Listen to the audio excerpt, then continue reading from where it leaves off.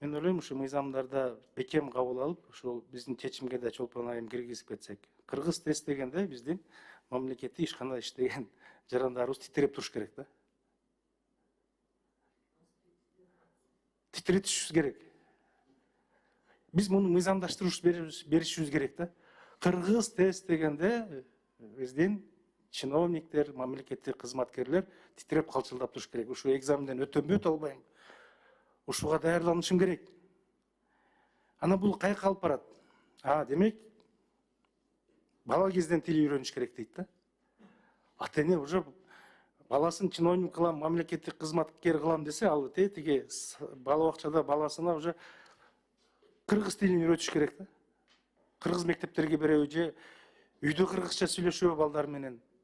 Мына ошол деңгээлге алып барган бир идеология кетиш керек. Ал үчүн эмне кылыш керек? Милис мырза, мен ойлоймун, биздин билим берүү тармагы министерство, образование бар, тармагы бар. Мына ошол жактагы бүгүнкү күндөгү окуткан, айрыкча орус тилинде окуган мектептерде кыргыз тилин сабагындагы методикасын, программасын карап көрсөңүз, материалдарын бир көз жүгүртүп көрсөңүз, 1-чи, 3-чү, 4-чү, 5-чи класстагы окуп аткан китебин алып окуп көрсөңүз, ал негизи мындай карап көрсөм, ал орусча жазылган экен да, ошондо анан кыргызча которулган экен. Жана сиз айтып аткан Google мененби, Яндекс менен которулуп калган. Ушунчалык орой которулган.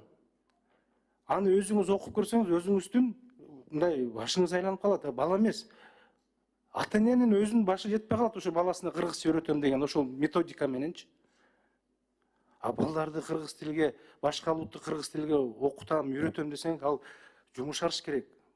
Бала окуп атканда жүрөгү ачылыш керек, берилиш керек. Мындайча айтканда эрип калыш керек да.